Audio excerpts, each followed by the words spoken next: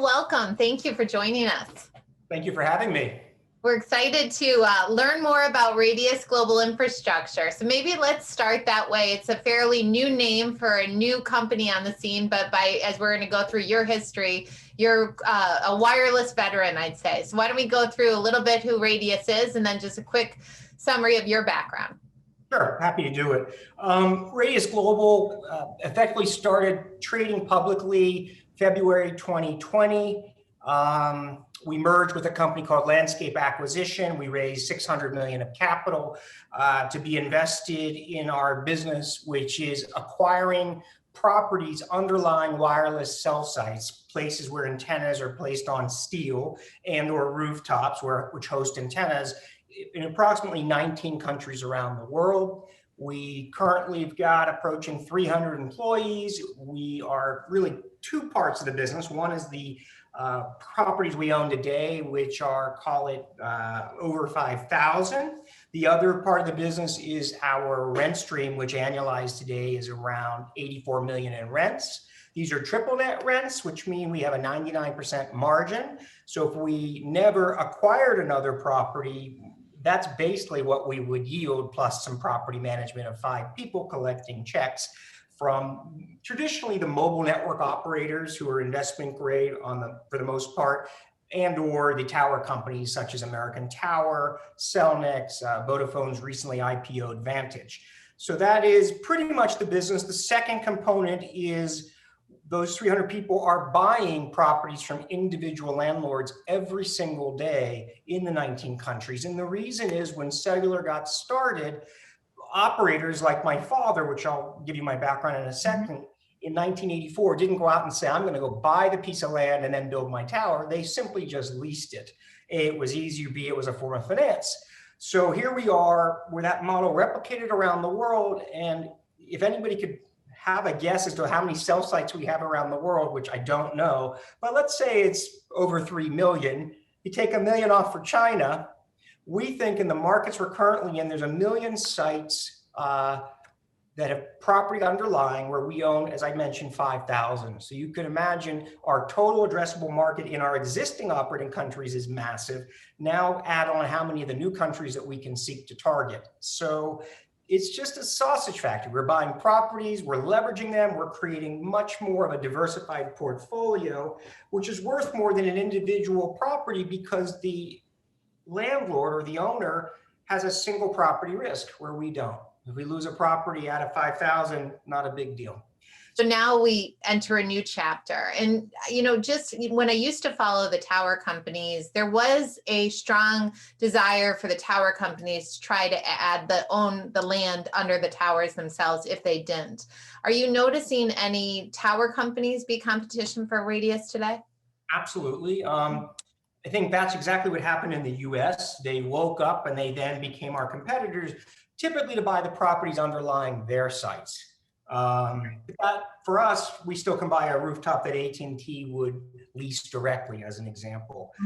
Rooftops, we always thought they were valuable just because they are a tower. What's the difference? You're giving someone height and space and power and backhaul on a roof, just like you would at a piece of steel. And now what's happened in Europe has been fascinating because as the mobile network operators have owned their own towers, they really haven't been incented to go spend capital to go secure the property. But in the last 18 months, the number of deals where mobile network operators are shedding these assets has been really more substantial, and it's occurred faster than I think we expected.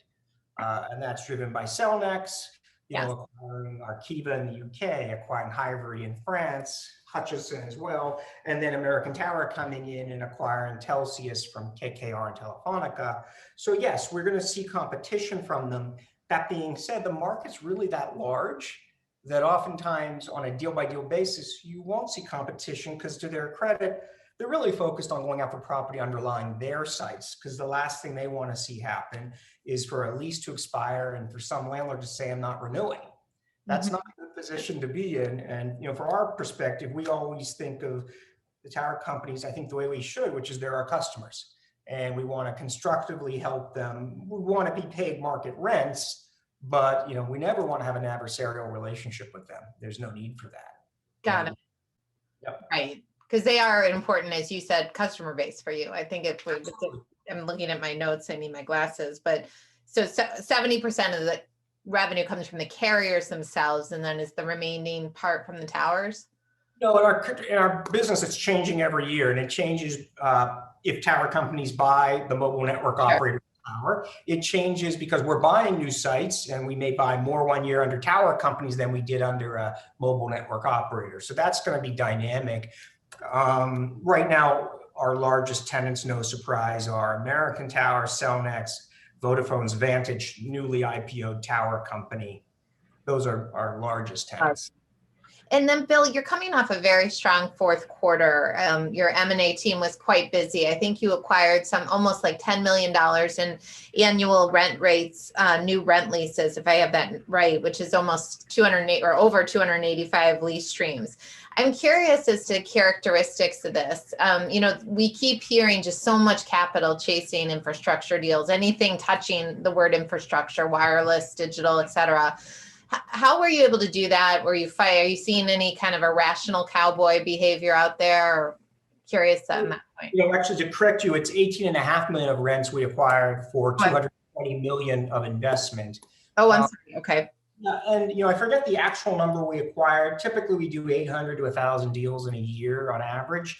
As we get bigger and bigger, more and more deals happen. In this year, not only were we buying ground underneath wireless infrastructure, meaning specifically towers or rooftops, but we've been able to buy other types of adjacent asset classes like a distributed antenna system in a hospital. We're not actually operating the system. We're buying the amount of rent that the carrier who is paying the hospital for the right to deliver their service in the hospital, we take that payment to the hospital and we acquire that and the property right to deliver it. And so deals like that were slightly larger than our traditional deal, which allowed us to effectively put more capital work at compelling returns with an asset that to us shouldn't really be distinguished from a wireless tower in that it's just as stable, just as durable and predictable with a CPI escalator typically, so we're protected against inflation, as a wireless ground lease. So it's just a way to expand our business. Got it. And where you own a lease under the tower itself, let's say that tower has one carrier, one tenant, and then it leases up to about 3 tenants. Do you touch that revenue growth, or kind of how does that work? So believe it or not, every single property is different because it's inherited a lease from somebody. On rooftops, it can break down the following way. Either we don't get anything, and the original landlord we bought the roof from, would keep that revenue. Okay. For the most part, we get what are called general easements, where we get the incremental tenant revenue because we're really the tower provider, and perhaps we'll split 10, 20% with the landlord depending on each deal as an upside kicker for them. Got it. Okay. And I guess also when that lease does come up with 3 tenants versus 1, that land's all the more valuable, right? So when you de-risk yourself. So if we don't get upside on the property, which we typically don't, if the property's got 3 tenants, you feel really good that if American Tower lost 2 tenants, it's hurtful to them. It doesn't affect us, which is why we've always thought, with our risk being so much lower than ours and our growth rate and reward, when you compare their growth net of maintenance capex they spend each year, because it's non-discretionary, we always thought perhaps we should be trading at a higher multiple, just on a risk reward, the way that traditional ground leases have traded underneath office buildings, hotels. There's a company called Safehold, which trades at roughly 40 times. Wow. Okay. Yeah. I mean, I wanted to kind of go through the laundry list of how you're similar yet different from the towers. I mean, it seems like you have a very good moat around your business. I've always said, like, the tower business to me is the best business that exists.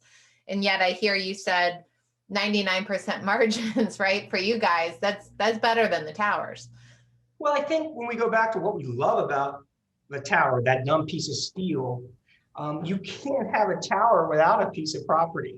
Mm-hmm. Otherwise, it's floating in the air, which I guess could be an airplane.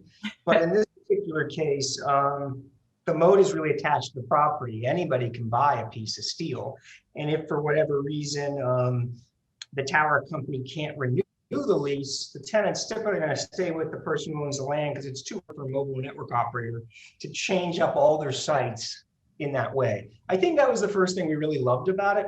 The second thing was, besides a 99% margin, we get the same escalator the tower company gets. So in the US, it's typically fixed at 3%. Rooftops, it could come from leasing them more land where they want to put a generator on or an edge data center. But the growth on the organic side is not going to be as great as theirs. But our churn rate is typically roughly, 30 to 50%, or even 100% lower than theirs.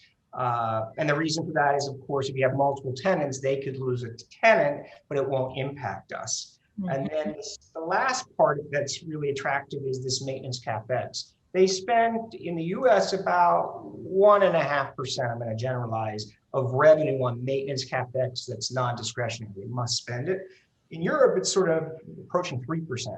So when you do your math on just what your bridge would look like between my rent, my escalator, my churn, my organic growth, then my subtract maintenance CapEx, I always felt like maybe they're slightly ahead for 3 or 4 years, but then you're going to get to parity because you're never going to have a straight line of growth like that because at some point networks will mature.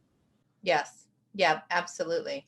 And the 1.5 to 3% for towers maintenance CapEx, couldn't you lay an argument that actually could go up as towers have to be hardened and sustained to handle 5G equipment coming down the pike? I think the negotiation there is it non-discretionary maintenance CapEx that the tower company needs to pay for, or do they make it a pass through to the carrier who wants that space to augment the tower? You got to pay us more and pay for it. It depends on each country and each tenant agreement. But yes, they're going to need more space. So who's just going to pay for it is the question. Well, that leads to my next question. Is just having followed the towers, there was always this period of tension between the carriers and the towers. And, sometimes it was aired out in public, other times it wasn't. But the fact is that, especially in the US, these carriers just last week paid very, very big checks, 2 of them especially, for a lot of spectrum. Now, I'd quickly argue that spectrum's worth nothing unless there's companies like you and American Tower, Crown, et cetera, but to deploy it. But yet their balance sheets are somewhat stressed. Do you think you're going to see them push harder on companies like you or any of the public tower companies or non-public? I think from our direct relationship with rooftops, they can push harder, but they have to weigh it against, if they don't want to just renew at market rents, they have to weigh it against, fine, I won't use your site and I'm going to move it somewhere. And what is the cost to go do that? Mm-hmm. Which is quite substantial, both in economic terms and then operationally to do that. And then the actual impact on the network when you're moving, shouldn't be discounted. But at an even higher level, you've got this extraordinary leverage that the tower companies have because they have been created by the carriers as they shed their towers, and they have a better negotiating dynamic. Now, that being said, one could argue that the carriers sold them the towers and they got full value for that strategic price that they're now having to pay by giving the tower companies this right to negotiate. I think if I were a mobile network operator, specifically AT&T and Verizon, the first thing, and this may be heresy, I would focus on is beginning to reduce a dividend payment. Because if you didn't have the dividend payment in your AT&T, the amount of leverage they have, which is I think about 190 billion, looks far more manageable and conservative. But they're paying out a dividend, which I don't remember the actual amount. About 15 billion a year, I think. Yeah, and so if you think about that, that's crazy. Mm-hmm. And there's some shareholders who may not need a dividend. When they bought DirecTV, they didn't have to issue a dividend-paying stock. They could have issued DirecTV shareholders a special class that didn't pay a dividend because no DirecTV shareholder had a dividend before it was sold. Mm-hmm. So things like that, I think, are critical, and they know this. They're really smart guys. Mm-hmm. But you have to just weigh it and weigh the impact on your shareholder base. Right. No, I would agree with that. I wanted to shift back to Europe. If I have this number right, I think 59% of your rents are in Europe. You mentioned Europe being an exciting area of growth. Is that of the geographies you look at? Would you say that's the most ripe now for additional growth, given what you mentioned with Vodafone and SoundNet? Yeah, I think so. It's definitely been an area of substantial focus. There's a bunch of new jurisdictions we're looking at, we haven't yet entered, but there's just so many countries in Europe. And so when you want to go from expanding from France to Belgium, as we did, from Spain to Portugal, as we did, you know, it's just each of these are little singles.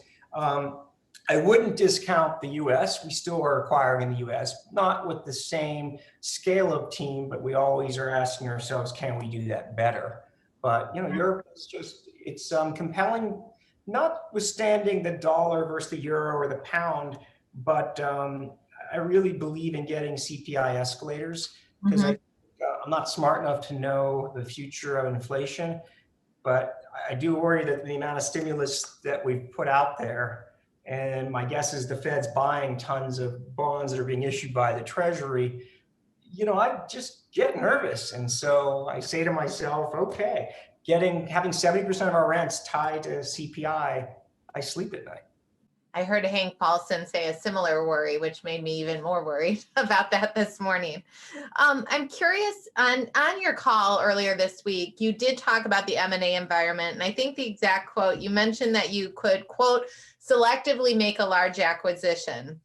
I realize you can't comment on specific, you know, targets, but curious as to your looking at the current multiples you're seeing out there. If we assume you didn't win a large acquisition that maybe you were at the altar of, was it on is it multiples, crazy multiples, or just are you trying to diversify your business? I'm curious as to that thought. I think if we go the other way, why would we want to win? We think we can win when we believe we can bring an operational or strategic advantage, meaning we perceive something that others don't perceive in terms of value being there.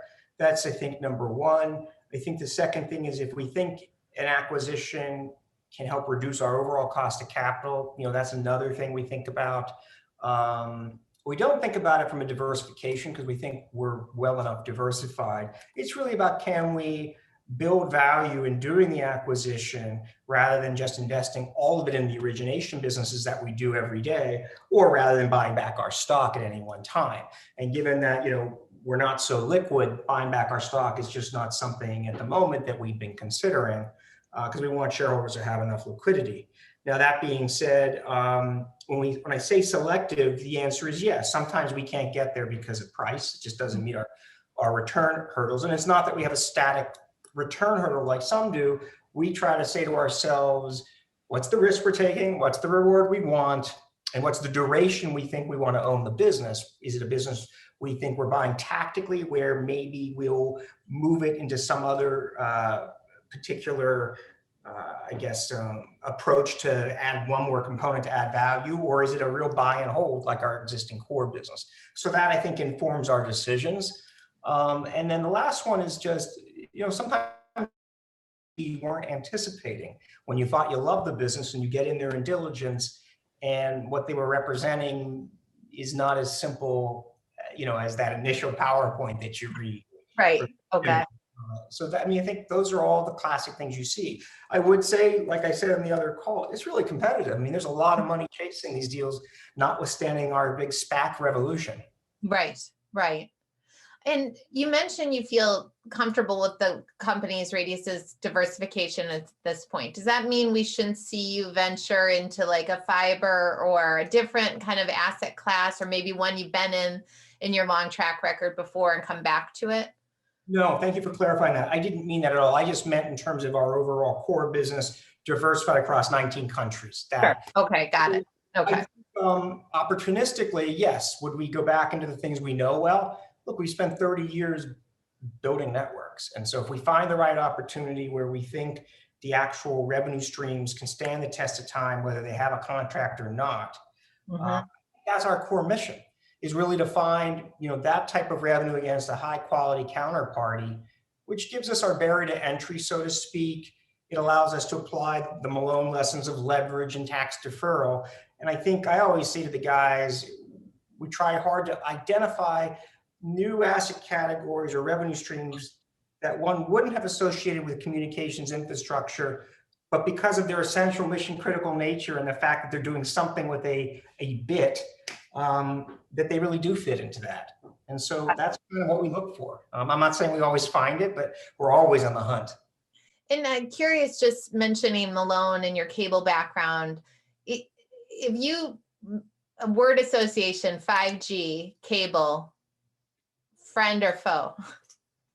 Oh, it's the classic frenemy, and it depends on which lens and which person you're looking through. Mm-hmm. I think the cable operators are doing a great job recognizing that. If we look at 10 years from now, I don't think any of us will think about, do we have a wire delivering service? Everything, including the last 5 feet, will be wirelessly delivered. Just like with Wi-Fi in your home, even though you know cable's getting it there somehow, it really is wireless. And so it's just one big converged network that the trunk of the network, like the trunk of a tree, is pulling back signals, and that would be wired for the most part.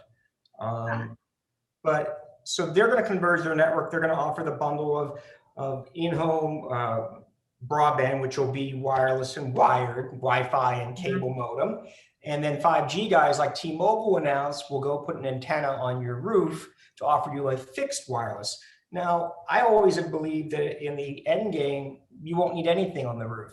The service should have the amount of capacity you want and should cover your whole home, transmitted from whether it's a small cell or a macro cell.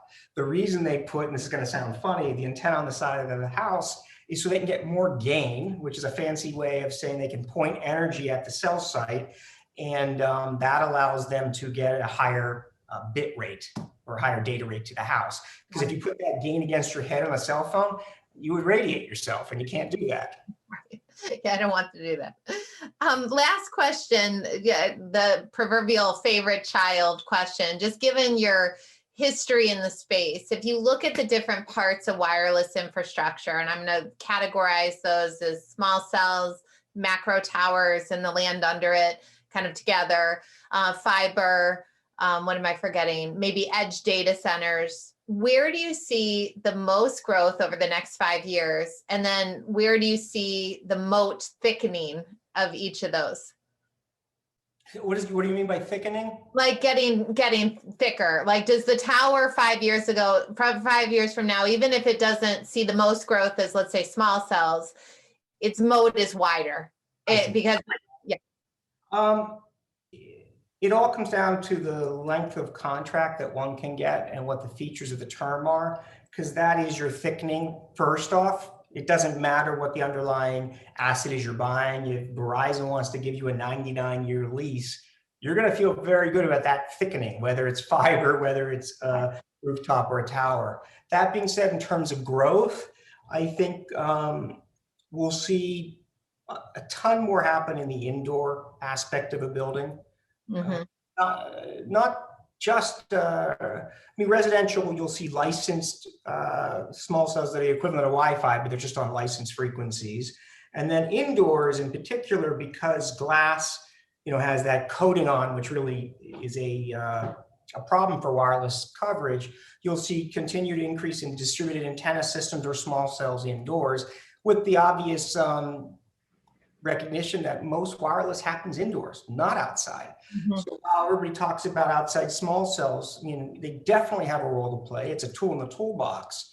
But as I think about it, it's just one tool. And if you're living from Pittsburgh, where I'm from, the hills, the valleys, the foliage isn't so attractive for a small cell because its ability to cover is just less, because you're going to get obstructed at a lower height. So the reason macros become valuable is the higher you get, the better probability of covering you have of a given area. And then when we combine a technology breakthrough, which is probably 30 years in the making, this thing called massive MIMO, it permits on 2 levels, higher signal to noise, which means your signal can go farther, or if it doesn't go farther, it gives you more capacity. And every time you add another panel, it linearly should add more capacity as the vendors get better at building the algorithms for what's fancy word of digital signal processing, because it's effectively saying I'm going to send a laser beam like radio wave directly to your phone and only your phone. And that is another fancy way of saying we're going to reuse the same spectrum I bought from the government at the same time for every user. We no longer have to share it, so to speak. And that's just really powerful. That's why I always thought to me that macro sites can become more valuable, can become thicker. Also, of course, because of the base reason we love towers, which is they're a hyper-local monopoly where NIMBY prevents many people from wanting to have a tower in their backyard. NIMBY standing for not in my backyard. Yes. And that's not getting easier. Am I right in saying that? It's not. No. You know, you go to a small cell and put it on a utility pole or a light pole, but you have to get backhaul there. You got to go install it. You have to get power there. And sometimes they're there, but then what price are you paying per month to access that?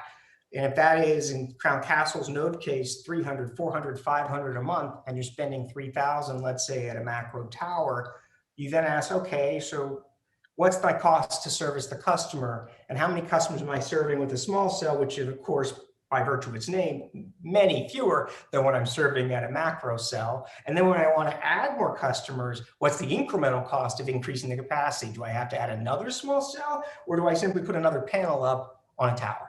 These are very complex questions which engineers and the financial technical analysts have to wrestle with every day. Mm-hmm. Or do I buy more spectrum? Right, right. Well, Bill, this has been great. What a background, what a story. It's going to be really fun to watch you guys. So thank you so much for taking the time. Thank you. Really appreciate it. Talk to you later. Bye. Bye.